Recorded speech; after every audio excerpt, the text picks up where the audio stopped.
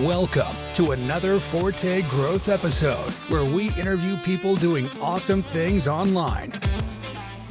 Welcome to the Forte Growth podcast, home of the Forte Analytica SEO agency. Make sure you get your digital PR, your links and everything through Gareth Boyd at Forte Analytica. You can find him on Twitter.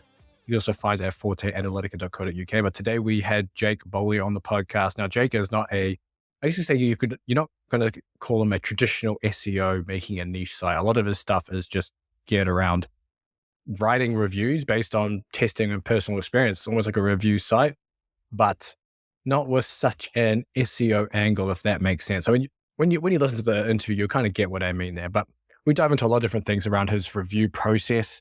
We also go into, I guess, how he creates his content, what order he creates his content in, why he uses quizzes, his info content versus affiliate content, how he's doing his YouTube, integrating other verticals in there, how he's going to scale using AI. And we cover a whole bunch in this podcast. So I'm sure you'll enjoy, especially those of you who are running affiliate sites, who are reviewing your own products, etc. So wealth of information for you to learn from there. But make sure to follow, like, subscribe on these videos, leave us a review. All of that helps us grow. But sit back and enjoy. All right, welcome to the Forte Growth podcast, home of the Forte Analytica SEO agency. Get your digital PR links and everything there. But today we have Jake Boly. Welcome, Jake. Hey, thanks for having me on. All right, thanks for coming on. We might have a little bit of delay here, but it's all good. It'll come right. But you just recently transplanted to Austin too, so we need to catch up in person. But for people who don't know who you are, maybe haven't listened to any interviews of you or anything like that, do you maybe give a brief background about yourself and what you're doing? Yeah, for sure. So my name is Jake Boly. I have been a strength coach for now over 11 years. And in that time, I have worked a lot of different content jobs. Currently, I am building out my own website and YouTube channel where I host a bunch of different shoe reviews, apparel reviews, and still write about training programs and training in general. So it's like this nice culmination of review content, blending that with my science and like biomechanics background. And yeah, that's kind of my main baby and my main project these days. Other than that, I'm pretty simple. I train often, hang out with my dog a lot, and that's pretty much all there is to me. Nice. I think it'll be interesting. We're going to dive into your site, That Fit Friend. Obviously, you got that, and you've got the YouTube channel with it. Is that the only thing you've got going on? You got more going on? Okay, first off, it's not the only thing I got going on. Come on, don't say it like that. No, but I have coaching business on the side. I still Okay. have I think 8 clients that I still work with. These are Gotcha. clients that I've worked with now for years, and it's just they're just like family at this point. So I've been trying to kind of transition away from the coaching world just to give more of my energy into TF2. But I think it does help and keeps me sharp in the context of filming videos about training, writing about training. I think it's really good to still have clients at all times because then it allows me to also do some A/B testing with my own programming and theories along with them to see what better results come about. So then that way it just makes content, I think, stronger versus like being that writer or video person that doesn't actually train anybody, but then talks about training as if, yeah, man. So mainly, yeah, the review site, the channel, and my coaching business are my main babies right now. Like I do some other stuff too, but that's kind of like my main day to day, and anything else is kind of insignificant. Gotcha. And you used to write for Barbend as well, right? As a fitness writer? I did. Yeah, I was their first ever employee. I worked there for 4 Oh, years shit. from like 2016 Okay. to 2020. In that time, I wrote over 2,000 articles for them, filmed probably 300 videos. And honestly, I just got burnt out. So when the pandemic hit and kind of slowed everything down, it caused me to reevaluate what I wanted to do with my life over the next few years. And low key, like I hate saying it, but it was one of the best things that could have happened just to give me a little bit of foresight and kind of the sky level view of like, hey, like you're not that happy. You're really anxious. It's probably time to start your own thing and do what you've been wanting to do that you haven't necessarily had the time to really think and conceptualize when you're in the constant hustle and bustle of that New York City lifestyle. Yeah. Nice. Okay. We're gonna dive a little bit into your site too, but just to give everyone, I guess, a general context, we can just say workout shoe reviews. So athletic shoe reviews in a nutshell. But what I want to know is when you were writing for Barbend, so you were writing for Barbend, what was that? Over 3 years ago. Has anything changed from the processes that you were using then to now in terms of how you're writing or formatting the content? 100%. And you know what's been interesting is as I've dived deeper into TF2, I've learned like how I differentiate my conceptualization and creation of content versus like when I was there. when I was there, like I was obviously helping a lot on the back end when it comes to formulating stuff. But at the end of the day, like I didn't have the final say in a lot of stuff. Mm, And so with the site now, I think something that's different is just being really much more forthright with the first person takes, the media yeah. that I'm using, making sure that I'm showing every angle and really engaging with the community and taking a more community focused approach. And I think also just formatting things in a much more consumable and concise way versus the kind of mindset where it's like put as much as you can on a page for like SEO purposes. So it's trying to like give a ton of depth, but at the same time walk that fine line between being concise enough to where if you're a true beginner, you can understand exactly what I'm talking about. Or if Mm, you're a more advanced lifter, intermediate lifter, and you do want that kind of nuance and the detail that goes into a product and how that might shift your training and outcomes of training, I'll give you some of that as well. So that's been one of my big projects with TF2 is really refining all of these different elements that I think makes content great in the context of hitting a bunch of different angles, but then also being concise and being very visual friendly mm, regarding its conceptualization and kind of consumption. Cause I think of content too as like a product these days versus like just being a article, for example, right? It's like everything we build on the internet, yeah. it is technically a product in the sense of like you're consuming it. And so I want to make sure I deliver something to you that I'm proud of that makes just a lot of sense, you know, even if you have no idea what the heck is going on the page regarding what you're physically reading. So whether you'd have no idea about like a training shoe and it's your first one ever, I want to make sure you have enough depth to really get a good grasp of what you're reading about. Yeah, nice. I'm actually on your site right now. If anyone wants to follow along with some of the, I guess some of those questions, you can head up thatfitfriend.com to see some of those articles. But I'd love to know some of your, I guess, your reviewing processes because it's all review content. And I'm looking at one of the articles now, and you're literally doing a heavy deadlift in every pair of shoes in a different outfit, probably in a different gym. So you literally had to take every single shoe and lift it and lift in them so you could get the picture for this article. Do maybe just dive into how extensive that review process is? Yeah, for sure. So it's always a question I get, and that's like it's funny because I would argue that my full-time job isn't even necessarily reviewing, it's recovering from the reviews because in every review and every product I test, I make sure I buy it. I make sure I try to push it to different thresholds of my capabilities. Like obviously I don't overextend on my own means, but like for example, if I have a shoe that's designed for deadlifts, I try to work up to what would be like a heavy-ish single like sit sets for me essentially. So making sure I'm really covering the bases of what a shoe is designed to do and pushing it to the thresholds that I'm capable of doing. But when it comes to like timelines for shoes, for example, I'll usually put a normal shoe through like a good like 2 to 3 week flow of training. So that constitutes anywhere from Wow. like 8 to 12 sessions. And at this point in my career, I've been reviewing shoes for over 7 years now. It's kind of like pretty easy to see which shoes are going to excel, which are going to break down fast just based off of those sessions at this point, because I've kind of like refined that process and the Mm, tests I use them for. And those tests ebb and flow depending on what the shoe is. So, for example, if the shoe is designed for HIIT workouts, I'll do a lot more like circuit style training, more class style training, more like Metcon type of flow in that shoe. And then that will usually give me a good idea based off of how other shoes have performed in the past, how that shoe will likely perform. And then it's very easy too to also contextualize like, okay, how did this midsole respond to the ground regarding stability, responsiveness? If I keep my tests regularly consistent in that means. And then also with most of the shoes, like for big heavy hitters or shoes that I just genuinely really love, I'll also extend my testing past that. So I'll often find myself rotating different shoes and wearing them throughout weeks past that initial testing period. And that's great too, because it allows me to update articles accordingly. So for like mm, big shoes, like the Nike Metcon 9 and some of these big models that are very popular, I'll make a point to do that to give it a little bit more of a duration regarding my testing processes. But yeah, it's like my training is literally built around shoes and my training like is like I would call it like athletic or hybrid-esque in nature. Those are the trendy mhm. terms right now. But it Yep. entails a bunch of everything because the shoes I use are built for a little bit of everything. So that's kind of the nuts and bolts there. I think I hit on most of it, but if you have any questions, obviously just hit Yeah. me. I've always got questions but that's my job on this end of the podcast. But but on terms of the testing, so a lot of that is subjective style testing. Are there any objective tests you do to try and level up the content? Yeah. So I think that's where you have like one durability test. So for example, like for CrossFit shoes, I make sure to hit a certain amount of rope climbs in every shoe. And Hmm. that gives me a nice objective analysis of how is this midsole, how is this outsole, how is this upper holding up with that volume. So every shoe here has been put through 15 rope climbs, for example, in this timeline. How's that shoe looking? And obviously, there's some subjective nature there because ropes can vary, and so can my physical training and how I'm moving.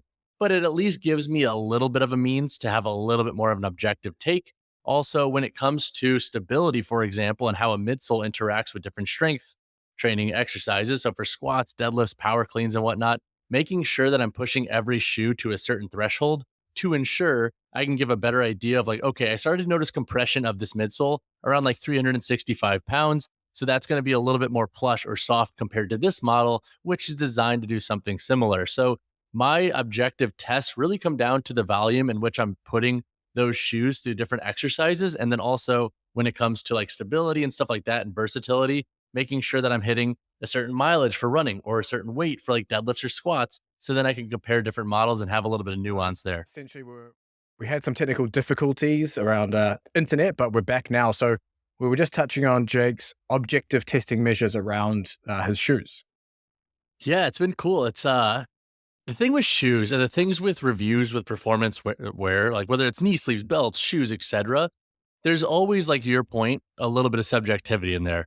But something that's really helped me is as I've built more reviews, because at this point I've probably reviewed over 300 pairs of shoes, being a lot more truncated with the shoes and what they're designed to do and the tests that I do with them in the context of consistency. So, for example, if a shoe is intended to be good for lifting, I'll try to push it to a similar threshold for things like deadlifts, squats, cleans, leg press, hack squat, whatever it might be, because that allows me then to have a nuanced approach and look at different models and like, okay, like when did I start to feel the midsole compress on this shoe versus this shoe? And that's like a nice, like objective way because the weight is consistent throughout to kind of have an idea. Now, obviously, there's always a level of subjectivity in there, but by having consistent tests, it helps me a lot regarding understanding how does this shoe stack up to this shoe? Where does its kind of threshold lie? And then for a shoe, for example, where it's like designed to be more hybrid focused. So lifting and running, like what's the mileage threshold where it starts to get uncomfortable? What does it feel like on a treadmill on the hard ground outside on concrete? And then if I'm lifting in the same session, because most of those shoes I will have consistent like hybrid style workouts for, like Metcon style work, where is the threshold for lifting? Is it a shoe that you can run 2 miles in and then deadlift 315 comfortably, or are you going to have way too plush of a midsole and lose out on stability, balance, etc.? So I try my best to have consistent tests for every single shoe, and those tests will always kind of reflect what that shoe is intended to do. I don't try to like push a shoe in a vertical that it's not really intended to do. I'll take notes on that. So it's like, okay, the Nike Free Metcon 5, it's a shoe designed for HIIT. Will I talk about its performance for CrossFit? Here and there, just mostly to be like, hey, this isn't really designed for it, but if you wanted to use it for WODs, this is where it could work for. But it would be like a disservice to like push something and like talk about it in a realm that's not really intended to do. So again, like keeping consistent tests for the truncated shoes that I review has been really great to build a lot of nuance there, like a nice hierarchy of where thresholds lie for different models. Have you gone as far as to like cutting them open, etc.? Yeah, I just started doing Yeah. that actually. Oh, okay. I just started doing that and I started with 4 models. So Nike Air Max Alpha Trainer 5, a Nike Metcon 9, a Reebok Nano X3, and a Tier L1 lifter. And that's been really cool because, for example, with the Nike Metcon 9, right? I think that's the worst Nike Metcon shoe to date. It's so subpar. They increased the price $20. And on their page, it's like, oh, TPU plate. And the Metcon 7 and 8, you could see that plate go across the full heel. In the 9, you cut it open. That plate only wraps the back part of the heel, so the lateral and Mm. medial side of the heel and the very back. Like, what the fuck is that doing? Who's putting that kind of weight into their heel anyways? Like, that's not really doing anything for stability. And on their page, it's like, this is a plate. So that's been really cool. Where I'm like, okay, like I see they're skimping out on materials here. Yeah. So I don't know if those videos are going to be a hit, if they're going to take off. I know some folks who do it really well in like the boot industry, for example, like Axel Rose Anvil. He does a really good job with that. And so we're gonna see what happens. I gotta find a plug here in Austin that has a good saw because I was having my folks who I work with in Denver for my truck and Mountain Yoda's, the Toyota shop I go to. They were the ones who were cutting my shoes open. So now I gotta find a plug here in Austin, Texas to cut some shoes open. But I think that'll be a cool thought experiment to be like, hey, like what's really inside your shoe? What are the materials like? Does it feel of quality for the 150 you're paying? Mm. I might have someone who can help you help build our platform in our garage. So Sick. maybe we'll chat after this. But I guess along with cutting the shoes open, you actually filming the process as well to make it almost immersive for the Kinda, people yeah. watching. Yeah, Kinda, yeah, yeah. that's And it's cool. like it's interesting because there's like a little ASMR in there. So it's like, I never really understood that. And then I like started putting together clips. I'm like, this is actually really satisfying. Like hearing that saw cut into plastic and rubber. It's like, ooh, this is nice. So yeah, it's like I'm playing around with formats now. I have my first 4 videos edited, and I might increase the actual cutting process and kind of like dive deeper into that immersive experience to your point in the next few videos. But like for my first 4, it's like probably 10 seconds of B-roll of cutting the shoe with some nice like lo-fi beats and whatnot. But it's one of those new verticals and new series where I'm like, I don't know how it's gonna do. So I'm just gonna play and see what happens. And if people are interested, sweet. If not, then I'll go fuck myself. I'm gonna keep building them anyways because I enjoy it. Nice. And we will get on the YouTube road in a second, but I just want to cover more about the website first. But along with those shoes, obviously you purchase and you have a lot of the shoes. I guess it's kind of sad to cut them up because you can't wear them again, but you travel a lot as well. So how do you, if for someone maybe listen to the shoes, okay, I'm going to do hands-on reviews, but maybe they move around. How the hell do you take them with you? Honestly, that is the bane of my existence right now. Oh, If you like, so okay. I just, for context, everyone, I just switched Airbnbs today and I've been doing like long stay Airbnbs. And I was counting the shoes in my truck. I have a Tacoma. The whole back seat is built out with drawer systems, the dog set up in the back. My front seat has 44 pairs of shoes right now in it. Like it is filled to the brim, the roof of the truck. Like it looks bad. Like it looks like a truck that somebody is literally living in every single day, which I guess to that point, like I'm kind of living out of the truck, but it's kind of a big pain. And like, I think just being really diligent about having a spreadsheet with models that you want to review that you've bought and you have shipped to you, and like keeping track of those dates has been really key. Something that Mm, I'm like really struggling with, but I'm trying to get better at basically just the logistics of shipping and knowing what's coming when and making sure I'm getting shipped to the right place. But yeah, I don't have a perfect formula for that yet, other than like having a spreadsheet and trying to keep some idea of knowing when shoes are getting in, when they're getting in, and like if I have to pay for expedited shipping, for example, to know I have it in hand while I'm at a place, like that's what I've been doing. So I have been paying a little bit more too for shipping. And to your point, it is sad kind of cutting those shoes open. But I also think that, and it's like, it's tough because I go back and forth where I'm like, damn, like I usually give away old shoes that I don't use for content anymore to the folks in the mm, community. And like, part of me is like, damn, I should save these and give them away like with every other shoe. But then at the same time, I'm like, for some of these big models, like, so I'm not going to cut every shoe open. I think it is good to cut them open and see what you're really paying for. So there is like this back and forth where it's like, I would love to give this away, but at the same time, this could save somebody some more money down the road at a greater scale, greater volume, if that makes sense. yeah. Yeah, for sure. And just so people have an idea of kind of, I guess, how big your site is, are you able to give maybe some rough ballpark numbers in terms of traffic, monthly traffic numbers? And if you're happy to share just a ballpark monthly revenue numbers for the site? Yeah. So with traffic wise, to be quite honest with you, I got hit by the helpful content update and a bunch of AI sites have now jumped me. So it's Which is ironic crazy that to think. Like it's, you literally buy and test the shoes and dude, then that's not helpful. So everyone else it's can just. wild. It's wild. I have first person nuance to every article, YouTube videos and photos for everything, showing you every single thing that I'm doing with the shoes. So it's just wild. And so that site took a hit there, but I was like trending, I believe, around like 500 to 600K traffic.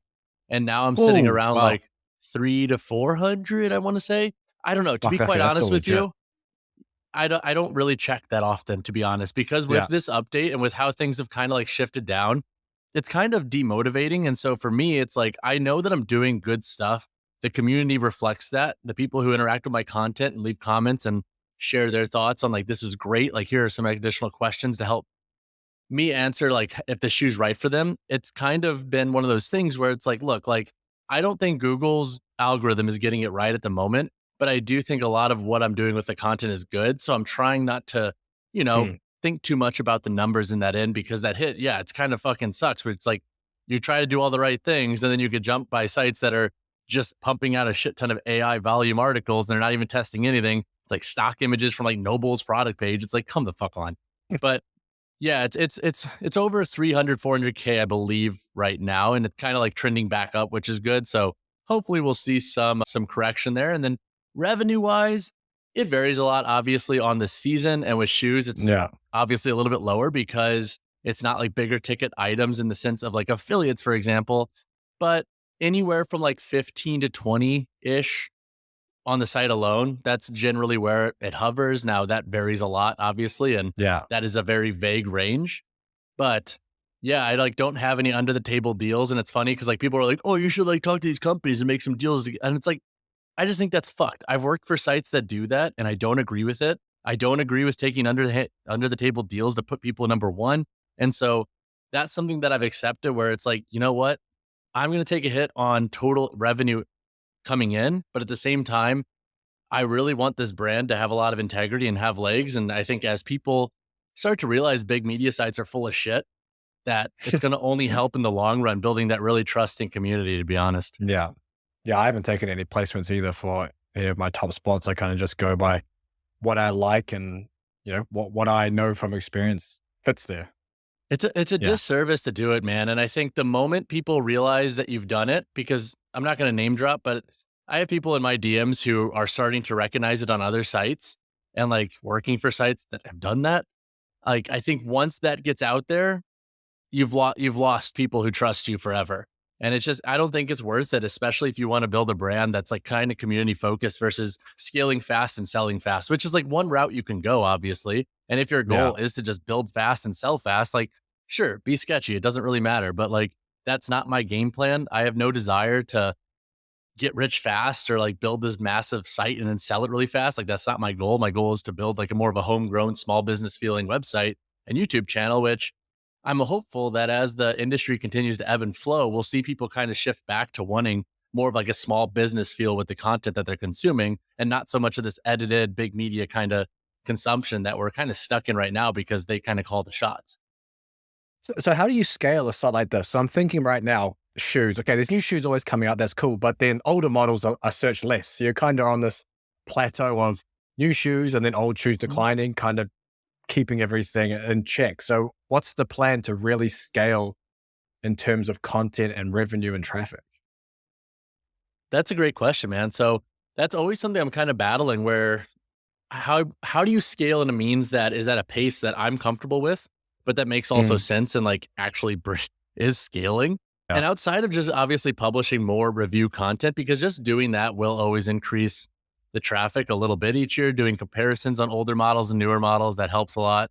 But I'm diving more into the fitness vertical because I've been coaching now for 12 years. I have my master's in sports science, my bachelor's in exercise science. And I think one way I want to scale the site is to start building out, I think, arguably better exercise content regarding Mhm. teaching different movements. And that's Maui squeaking if you hear anything in the background.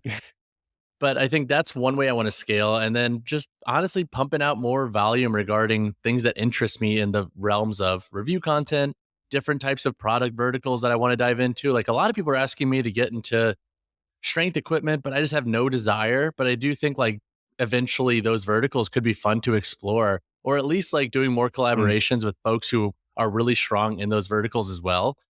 But that's kind of the idea for scaling. And like between you and I too, like I've had mentors who are like, you should hire writers and scale fast, but I like bootstrapping, man. And as long as I can, It's so hard getting writers in this niche. Like I agree. people, fitness content is so dog shit that you can't just hire someone who writes fitness content. If they write fitness content, it's not good. That's the problem. Yeah. Well, I mean, that's exactly it. And like to have any good writer, you need to pay them a lot because if they know what they're doing, they'll charge you a lot. Or it's like they'll be doing their own thing. And it's like I've worked at sites before that would pay like 40 for art, like for articles. Like that's obscene. Nobody should ever write a content piece of content for 40 fucking dollars, let alone like $100 in my opinion, in most cases. Especially if it's like a well research backed, you're using your expertise, which costs you money and time. But I feel that. And that's kind of like why I enjoy bootstrapping because like I could always work more and I know I could always scale it faster, even just by putting in more time on my Mm. own. So that's kind of what I'm after. And I'm interested to see how 2024 is going to go regarding that because I have been kind of having this internal debate of like, do I bring on my first ever writer and kind of like really help them and groom them into being a professional in this sense? And like, That rider, though, needs to have a background in coaching. They need to align with how I perceive fitness. And I think that's the hardest part because, again, too, it's like anybody who's anybody's really dynamite, like I would not want to be like, hey, come work for me. I'm going to pay you less than what you're worth, which is what most cases are. So it's like, it's hard for me to do internally as well, because I was in that situation where I probably wasn't making what I was worth until I realized one day I was like, I should just be doing this for myself. And so it's interesting, man. But although I will say one area that I have been thinking about scaling into is diving into like running shoes, for example, and finding an expert who is just equally as obsessed with this fucking shit as me, and then teaching them everything I know to really build up like that running vertical for that fit friend. So that running friend, for example, teach them how to build YouTube videos for that. And then their content will live on the site. And then that way they own their own YouTube channel. They could do whatever they want with it. They could make whatever money they want on it. But then the content on the site would be more of like an equal split. And I think that would be a cool way to have some autonomy for the expert that I'm hiring and kind of helping to groom, but then also getting a little bit of like this back and forth synergistic play between the brands that feels a little bit more harmonious. And that way too, like if they ever get big enough to where they want to scale off on their own, cool, do it. But like the written content will live on that fit friend forever. You take your YouTube channel, you just fucking rip and go. Like I want you to live a good life and make money and do whatever you want. So that's been one angle I've been thinking about. And obviously, like that's unconventional.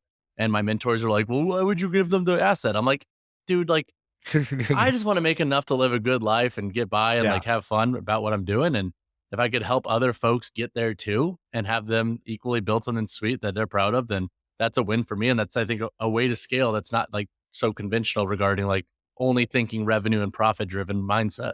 Yeah. I've got a few coaches I rev share with. I got them to do, because of their backgrounds in the certain sports, people they work with, they did the programs that are part of the membership. And I just rev share anyone that basically on the program page, it's their affiliate link for that program. That is rev share Gotcha. 50/50 profit on it. And I it's love just, that. it's good because a lot of them are kind of coaching full time and professional sport, whatever. So for them, it's just like a little bit coming in each month on top of it. And then if they want to promote it, they can. Like they can I mean, I pretty much do everything on the back end, and then they just deal with that content one off. They're in the community. If someone has questions, it just ends up being like a win-win because I don't have to create that piece of content or that program. I just got to sell it. And I it's love that. yeah, it's a nice way of going about it. But I wanted to ask you more about your coaching products. Obviously, your website's about shoes, Mhm. and you already have a coaching, like you say, a training program app. How does that go Mhm. together? Is it sold through the YouTube channel or is it sold through the website? So I'm actually just starting to dive into that now. I'm getting like, Oh, you yeah. know what's funny? Like, I feel like with coaching, there's always like this ebb and flow of being really into it and then almost getting burnt out. And I feel like I've been a little bit burnt out of it, Yep. trying to do Been everything at there. once. And you know what? You know what's been funny, kind of unpacking and like learning through therapy and stuff, is I think while I've been on the road for 6 months, I haven't had the mental bandwidth to build up the training vertical yet and tie that into the site and YouTube channel. And I think it's because like I haven't had enough stability and security to like really immerse myself into all the verticals of the brand that I want to build into. But now that I just signed this lease, it's kind of like restoked this energy in me to be like, okay, like let's start building some more programs out. Because in my mind, like I want to be able to tie this training shoe angle with training and be like, hey, like with me, like how I'm testing these shoes. So it's like, hey, you bought the Mm. Reebok Nano X3. This is kind of the program I followed when I was testing them.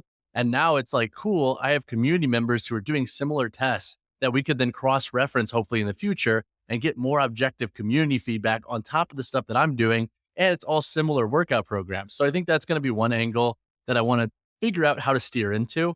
But yeah, the app itself is subscription based, $10 a month, and I want to keep it really low frills, really low cost. And then it's 100 if you sign up for a year. But the goal is to build out a bunch of different programs. There's 11 on it right now. My goal is to get it to like 15, 20 over the next month or two, and basically take the programs that I've been running for myself and my personal clients and tweaking those accordingly to make them a little bit more like self-regulated if somebody were to run them on their own. But yeah, man, it's been interesting trying to figure out like how to kind of like organically and harmoniously sync that into fitness content, for example. And as I go through this week, one of my goals is to actually go back through old fitness content and drop in call outs to the app and whatnot. Nice. Oh, we can always chat. I mean, we've always got our super secret SEO gym group. We can talk in as well about 100%. more of this. But I guess around the content, how do you plan on on marketing that mainly? Are you looking to, you obviously mentioned about potentially going to some fitness content on the website, but is YouTube potentially going to be your main angle to start and release fitness content on there? 'Cause that So seems like it would make the most sense, at least initially. I already have fitness content living on both. Like I have Okay. like 70 fitness articles published. I probably have around like 50 to 100 fitness videos published at this Oh, point. well, okay.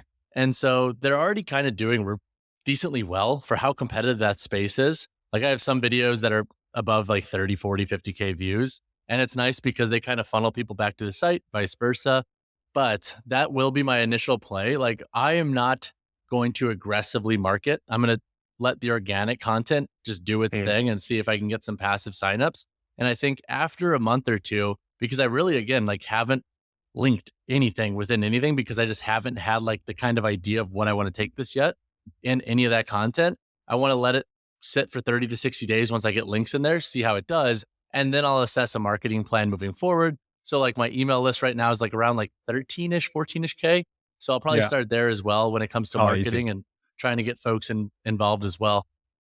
Nice. I like that. I like that. And you mentioned about the fitness content stuff on the site. So obviously on that FitFriend is mainly review content.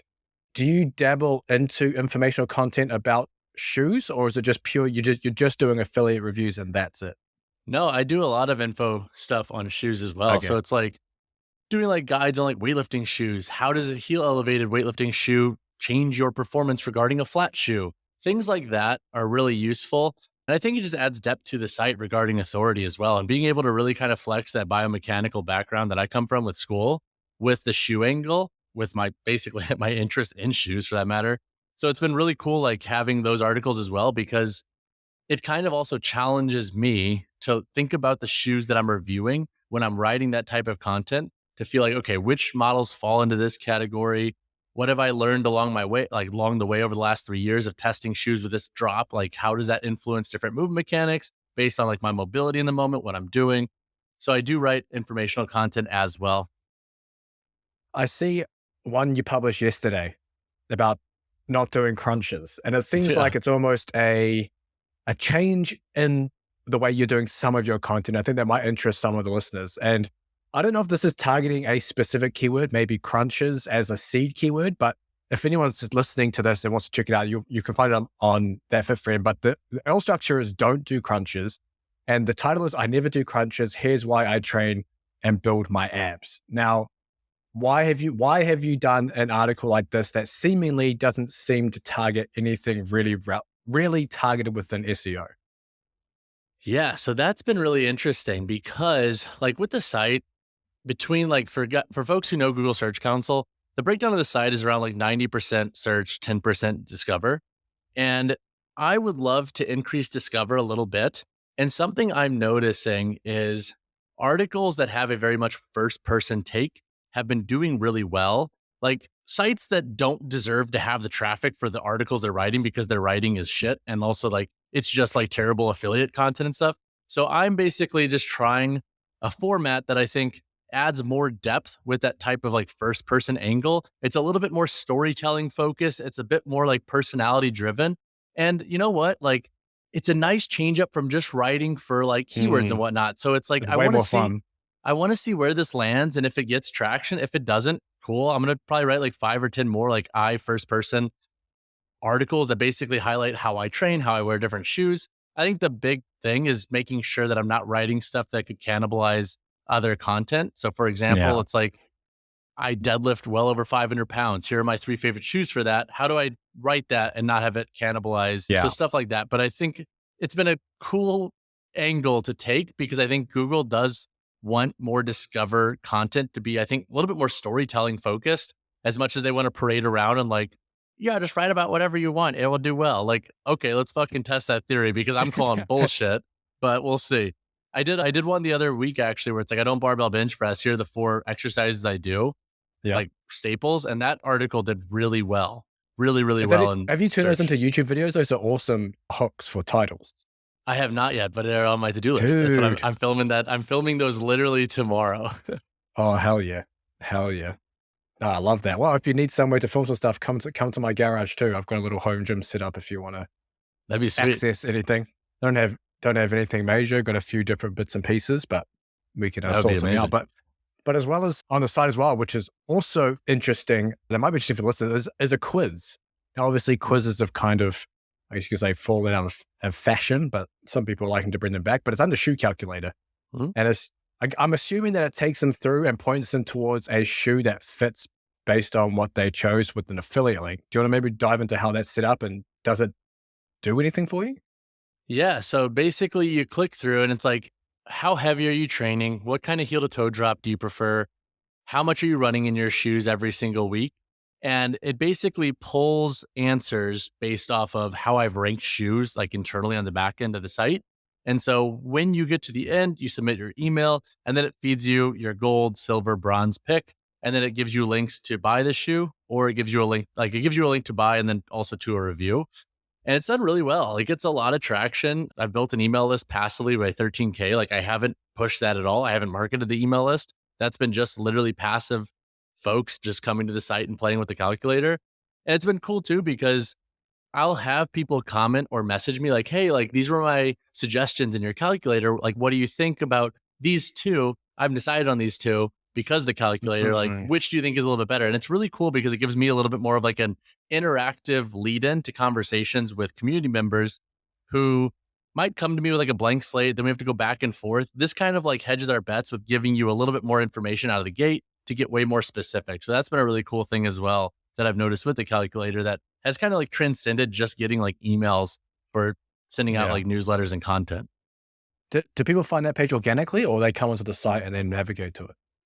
You know, it's interesting. I think it's a little bit of both. Like, I don't know Yeah. what people would be searching to even find that shoe calculator. Like, nobody's fucking searching that, but it does get some organic traffic. And I think it's also just like very piffy. So I think if you're even poking around the site a little bit or you see it linked, it's like, oh, like I want to see like what this binder is, because like it's always language like, Mm. hey, I built this calculator to pair you with shoes that I think would work really well for you. And I think most people are just really like interested in that type of content in general to be like, okay, like no way, let me see the 3 picks, you know? So it's like they really want to like be validated that they are choosing the right shoe, or they want to be like kind of, you know, like I don't agree with these. So either way, it's a cool way to, I think, just have a little bit more interaction on the site.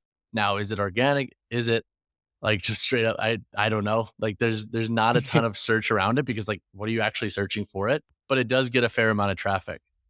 So how are you collecting emails then on the site? Is it pop-up in content, opt-in Mm-mm. kind of thing? Nope, No? just through the calculator. Oh, So okay. so to get Gotcha. That's your your like lead 3 gen. results, you have to put your email in. And like obviously Gotcha. like there's no like I don't filter it to like make sure the emails are legit. So I have to filter it on the back end. And obviously there are always like some people who troll and stuff with it, which is fine. Like that's just the nature of email collection. But for the most part, it's been pretty legit regarding, you know, people who are actually interested in this and like down to sign up for like a newsletter or whatnot. Cause I also have like a fine print of like, hey, this is signing up for a newsletter. You can always opt out once you get an email Yeah. and so forth. Nice. Okay. And then within your review process as well. So let's just take, for example, best deadlift shoes. Are you Mhm. writing the big roundup per article first? Then are you doing all the individual reviews after? Are you doing all the individual shoe reviews first and then the big deadlift In article? individual always first. Okay. I don't think writing a roundup without having done enough individual reviews does a roundup justice. I think that's backwards, and I've worked for companies that have done that, and I don't agree with that. I think until you have enough volume and nuance to recognize, okay, which shoes are actually better for this vertical and ask, roundups have no place. And it's like you see it all the time with these big media sites where it's like they have 2 individual reviews and just a bunch of fucking random picks. And you know what's funny is actually I called out this article and writer the other day on my That Fit Friend Instagram, and I forget what site it was. Oh, it was Hone Health. It's a peptide and supplement site. I basically called out this article and was like, this is wrong. This is wrong. This is not correct. This is too vague. Like, what does this even mean? And so this woman writes back and she's like super passive. It's the writer of the article. And she's like, I'll admit, like when I wrote that, I had only tested 2 shoes. And so I'm like, so then why do you have 4 shoes included? And you're talking about the stability of this shoe that you had never tested. And there's an affiliate link right there. Like you have no business writing about that fucking shoe and then having somebody trust your site and give you money because of that. Like that is so royally effed. And that's like a good example of, I think, like just sites that are like, oh, these shoes are trending. Like, let's have you write about them. but like you don't have any depth to it. You're just pulling vague shit off of what I've read, off of what other folks have published, or you're going to the product page and just synthesizing whatever other people have said, which is just like so ass backwards if you want to build any legit integrity. So yeah, it was a funny exchange because then I like pressed. I'm like, so you're actively saying like you included two shoes and talked about their performance without physically wearing them, and you included affiliate links, and total swerve. Didn't answer it. Was super non-answer, and it's like so funny, man. I'm like, yep, this is where we're at. Cool. You just pretty much proved my point. Thank you. Shots fired to a lot of the listeners right now. But further on that review process too, with the individual shoes, are you mentioned obviously you're doing some comparisons as well. Are you comparing, say, all the shoes on the list, regardless of if people searching for it? For example, you're comparing the best shoe with every shoe individually in different articles? Sometimes it really depends on how similar the shoes are and kind of the caliber of the shoes. But then also I think there's a really important play here that people overlook where it's like, look, like people might not be searching this shoe and this shoe right out of the gate, but if you know the industry, these shoes are very similar. And I think Mm. having content, even on stuff that might not be the most like search traffic driven regarding keywords, is really important. It adds nice depth and it shows like, hey, I'm an expert in this because like these two shoes that might not have as much search and they're smaller brands are very comparable. Here's how they perform. And I think over time too, like that kind of helps almost build the keyword traffic for that, being the kind of the first one to really tackle that. But it really just depends, man. It depends on the caliber of the shoe. It depends on if folks have asked on YouTube multiple times, like, hey, how does this shoe compare to this shoe? Like that's a good signal of people are interested in this. And so like most comparisons, to be quite honest with you, I don't fucking look at keyword traffic. I just know that the industry at this point in my brain, like these are going to be models that people are going to compare to one another. It's like you've been doing it for so long, you just kind of get that feel of like, okay, if somebody's interested in this shoe, they're probably interested in this shoe. Let's build out a comparison and talk about how midsoles, outsoles, durability compare, stuff like that. Nice. And covering your YouTube as well, your YouTube's got quite a few subscribers. You've built up a pretty good following on that. What's your process then for filming your YouTube reviews? Are you looking to do a YouTube review for every single shoe that you write about, I try plus to. roundups? I try to, yeah. Yeah. So I think there's a lot of value in building video content for every single review. I think it's a media form that and that like just it just adds so many layers. It adds an element of personality. It adds an element of visuals that articles just will never do. So I really Mm. do, even if it's a small brand that I'm like, this isn't going to be a video that goes crazy. I try to build a video for it just because it's, I think, cool for the community as well. Are there shoes that, yeah, go under the radar and I just can't do that much volume of videos with? Sure. But I think for the most part, I would say like 80 to 85% of every review on my site has a YouTube video that goes with it, or at least like tangentially mentions a shoe enough to where you'd get enough context in that roundup slash comparison, etc. No, nice. Yeah, it's, as you mentioned, it's tough when you're writing content to do all the same video content for all the different products you may have, man. It's killer. Are you editing as well, or have you outsourced that? So I edited videos on the channel until it was about 15K subs. And I Yeah. was just like, dude, like I'm not trained as an editor. My edits were fine. They got by, but like that's just not my skill. And to sink enough energy to learn that really well, it would take too much away from what I'm good at, which is Yeah. content creation, writing, filming, etc. So I do have a team that does my video edits now. And they're a really good like small business team based here in the US that I don't like outsource that shit to Fiverr. Like I'm trying to support other small businesses in the US and whatnot. But yeah, it's been really cool, like having somebody else kind of own that because I'm just not that good at it. And I will be the first to admit my editing skills are like a sixth grader who just learned Adobe. So I did edit though everything. And that's like I truly bootstrapped the site till it was about like till it was at a good amount of volume of traffic, and then the channel until it was like 15K subs. What about short form? Is that something you're looking to tack on? So I was doing short form for a while with the editors. And to be quite honest with you, man, I am actually scaling back my professional editing on most short form because I think we're seeing a pendulum swing right now on social media where people are getting burnt out of the flashy edits, all of the fucking hype to these like very flashy cinematic videos. And I'm trying to dumb it down a little bit. And that's one of my projects through the end of December in 2024 is to find this fine line of looking professional, but then also a little bit more homegrown.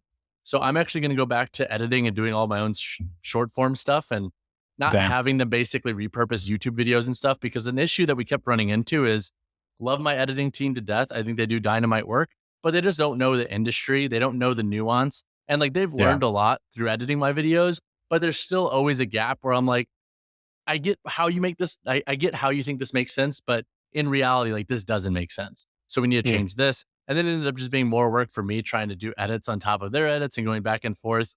So I am going back to going full on my own with social content, and I'm gonna start plugging and playing with different formats next week. Actually, that's a next week project. Post this move week. So you're going to film your long form and you're going to film separate short form, and you're not going to take any short form from your long form video. I'm going to stop doing that. Yeah. Just because it's like, it just doesn't translate very well. Very, very rarely do I think good short form content comes from really like long form content that is not intended to be short. It just always has this like element of kind of like chop that I notice.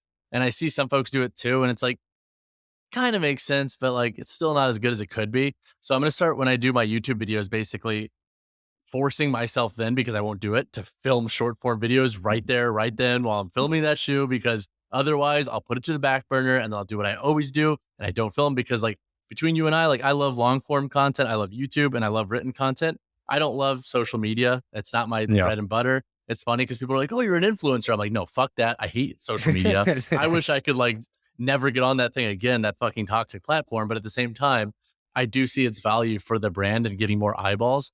So I'm going to start making a point to doing more short form while I do my long form next week. I did that the other week. I did my long form video and then I did a short form on the same topic, but trying to condense a 10, 20-minute long form video into less than a minute, it took me how many takes? And I was like, I don't even know if this is like any good, but at least if I put it up, I can link it to the long form video. And if it goes, it goes. If not, whatever. But yeah, it's hard. Yeah. It's hard flipping that switch. I think you're almost going to be like, I think people are either one or the other, and you're just going to be shit at one and good at the other, or vice versa. I agree. I think there's very few folks who can do both really, really well. I think there's always a strength there. I agree entirely with that. And it's funny too, with like social content to that point, it's kind of like with YouTube, you know, it's like you can give enough nuance, I think, to build a nice slow following to whatever video it is. But with short form, it's honestly just like going outside in the dark with a blindfold on and shooting sometimes. Dude, And like, I hope I hit something. yeah, it's a crapshoot, man. It doesn't even matter what, like, something just takes off, something doesn't. Like, Well, the it's trend unbelievable. too on, I think, Instagram, where it's like people are purposely producing shitty videos and these long captions. It's just so fucking lame. Like the whole way Instagram now is like ebbing and flowing with, you know, creating whatever's trending, like based off of audio that has like this many people using it. Dude. Like the shit's so cringe. Like we've lost the art, I think, of really quality content, and now we're just playing to whatever rule Instagram has, similar to I think Google in many ways, that they're just rolling out in their algorithm. So it's like, great, like I create this really cool video with a nice amount of detail that I think is going to do well. That doesn't do well. What does well is this 2-second clip of my fucking random, like something random, and then it's like a longer description. Like it just makes no sense. So I don't know. I'm just like over trying to keep up on that platform. So with short form for me personally, I just film whatever the fuck I want to film and I post it. And you know what? If it does well, it does well. If not, I don't really care, because I don't know. I am very much over trying to constantly keep up with the algorithm updates, and I'm gonna film what I feel comfortable with and what makes sense to me. Nice. And I'm pretty sure I know the answer to this, but does AI play any role in any of your workflows? No, no, not at I all. thought You so. know, it's like here and there, will I use AI for research stuff?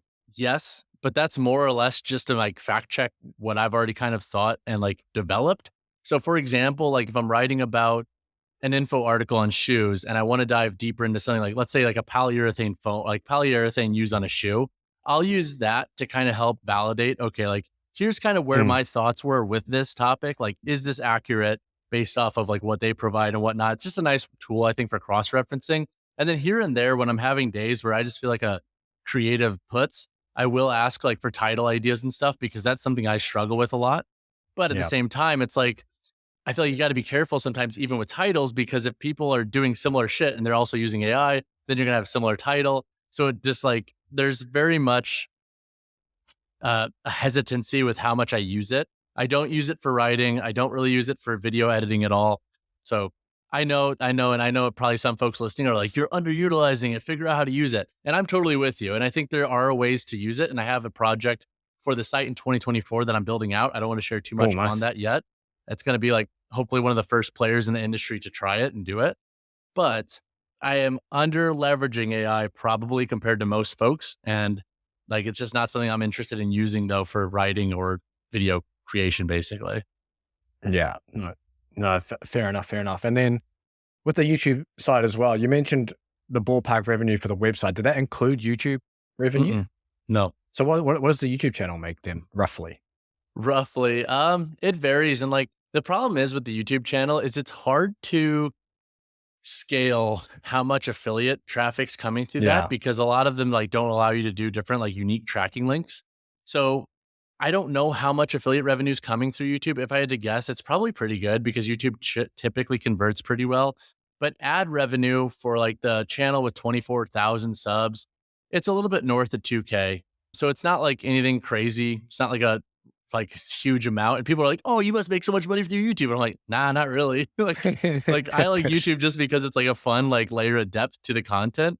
But like I don't create YouTube videos in the hopes of making money. And it's like, I don't know. Again, like I don't need much anyways. So that's something I try to keep in mind as well when I am thinking money amounts for all the different platforms I'm building. I think it'll be a game changer though when you launch your coaching stuff or your training program stuff more, I guess, to your audience. Because yeah, YouTube is awesome to leverage for shit like that. Just because there's a face to it, it's more interactive. People will see you. So like, okay, this person's real.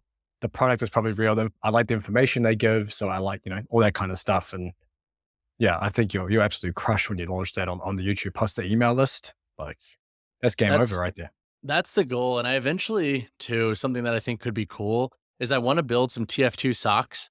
And I want to be able to set Oh it up to yeah, where it's like, hey, if you sign up for this subscription, it's like your premium subscription. You get socks delivered every quarter to train in. So I think that could be a that'd be cool way to awesome. kind of like add another level of giving somebody a physical product outside of just like a digital product. But TBD, like I don't want to take on too many projects at once. I have like all these things that I'm working on now that I'm like, okay, like how do I do this and not want to blow my brains out? Like how do I tackle everything? Um, that's something though that I've thought about and I want to explore eventually heading into 2024, probably like Q3, Q4. Nice, nice. And then to finish this off around more AI stuff, around Google releasing SGE and other bunch of widgets and all that stuff. Does that worry you at all? Change anything that you're doing? I think yeah, it definitely worries me. And I think any content producer should be worried about it. But it doesn't worry me in the sense that it's going to replace what I'm doing or necessarily completely kill the business. I think there will always be a want for smaller businesses, more personality driven takes on content. And now, Yeah. how does that play into SGE? I think it's still too soon to know, but I am low key getting very close to blocking ChatGPT and SGE from crawling my site with a Google Man. token. So I just like it's like I don't want an AI system crawling something that I wrote about a shoe, giving numbers that I came up with for my content, and then saying them matter of factly like it's that So there's a level there where it's like I don't give a shit if you crawled my stuff for the more general stuff that anybody could find. But I think once you start getting a little bit more nuanced and you start to see AI platforms basically pulling very like almost like first person take stuff and generalizing it, that's where I'm like, fuck you AI. Like you're not doing like that you're doing a disservice. So it does worry me though. It definitely does. But man, I don't know. I think if you build a dynamite community, you can kind of weather most things. And it's just a matter of being open to pivoting and figuring out kind of how to weather some of these changes. And I don't know. I'm optimistic that with the updates that we've seen even over the last few months, like the November update, I believe is still rolling out, that Google is trying to dial in getting some of these shittier content sites out of the way.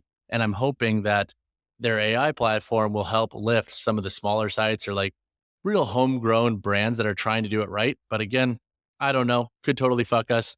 I'm trying not to think too deep into it. It's like I'm just trying to continue to produce what I'm good at, what I know, what I'm passionate about, and pivoting as I need to without making any drastic changes to where everything is now different, you know? Because I think that was something that kind of like happened when that algo update hit in October. I kind of panicked.